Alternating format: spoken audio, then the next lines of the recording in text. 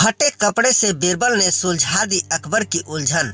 अकबर बीरबल की कहानियां याद है आपको, जिसमें बीरबल हमेशा अपनी बुद्धि से हर चुनौती को पार कर जाता था। किताबों और टीवी पर किसी जमाने में पढ़ी और देखी जाने वाली ये कहानियां अगर आपके यादों में धुंधली से हो गई है तो चलिए आज एक कहानी आपके लिए सुनाते हैं।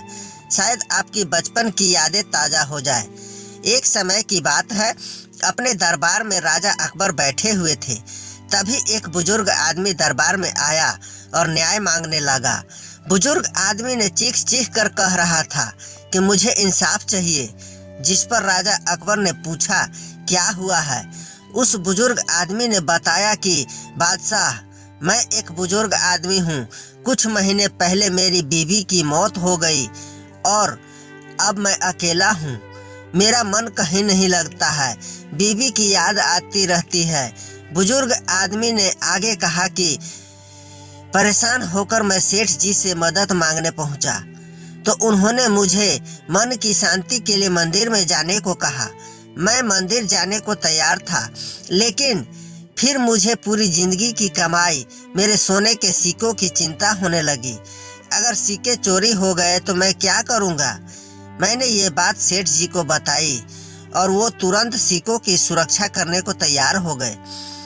बोले कि तुम्हारे सिक्के मेरे पास सुरक्षित रहेगा, तुम मंदिर जाओ और पूजा पाठ करो।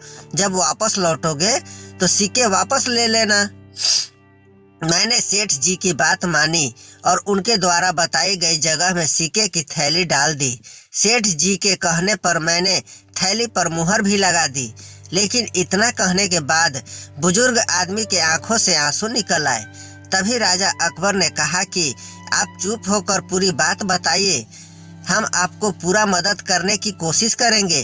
तभी बुजुर्ग आदमी ने कहा कि जब मैं वापस लौटा तो सेठ जी ने थैली वापस तो दी, लेकिन उसमें सोने के सिक्के की जगह पत्थर थे। जब मैंने पूछा तो सेठ जी ने मुझे मार मार कर वहां से भगा दिया। बुजुर्ग आदमी की बातें सुनकर राजा अकबर गुस्से से लाल हो गए। उन्होंने तुरंत बीरबल से मामला सुलझाने को कहा। बीरबल ने बुजुर्ग आदमी के हाथों से पैसों वाली थैली अपने हाथों में ली और फिर उसके अंदर देखकर 2 दिन का समय मांगा।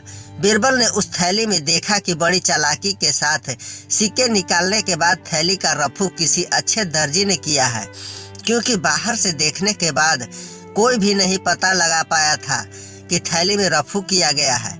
बीरबल ने अब उस दर्जी का पता लगाने के लिए सभी दर्जी के पास एक एक फटे कपड़े भेजा और साथ में राजमहल से यह ऐलान भी करवा दिया कि जो जितने सफाई के साथ कपड़े को रफू करके लाएगा उसे इनाम दिया जाएगा।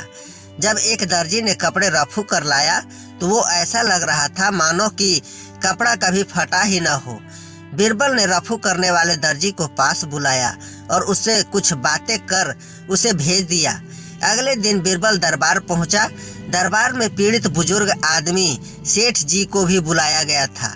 बीरबल ने उस दर्जी को भी बुला लिया, लेकिन दर्जी का नाम सुनते ही सेठ जी के पसीने छूटने लगे। बीरबल ने सेठ जी से पूछा कि क्या कुछ सिलने को दिया था इस दर्जी को? सेठ जी कुछ नहीं बोले, लेकिन दर्जी ने कहा कि हाँ, इन्होंने कुछ महीने पहले एक सिक्के वाली थैली मुझे सिलने को दी थी। दर्जी की बात सुनकर सेठ जी जोर जोर से चिल्लाने लगे और कहने लगे कि मुझे माफ कर दो, मैं लालची हो गया था। बीरबल ने मामला सुलझा लिया था।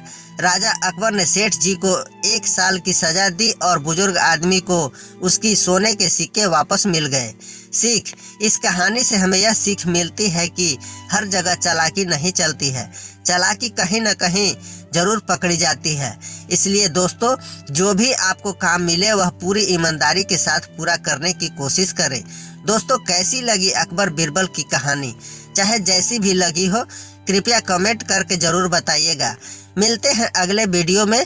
तब तक आप सभी लोग खुश रहिए, मस्त रहिए, स्वस्थ रहिए और इसी तरह अपने भाई का सपोर्ट करते रहिए। भगवान से यही शुभकामना करते हुए विदा लेते हैं आप सभी से। पूरा वीडियो देखने के लिए आप सभी लोगों को बहुत बहुत धन्यवाद।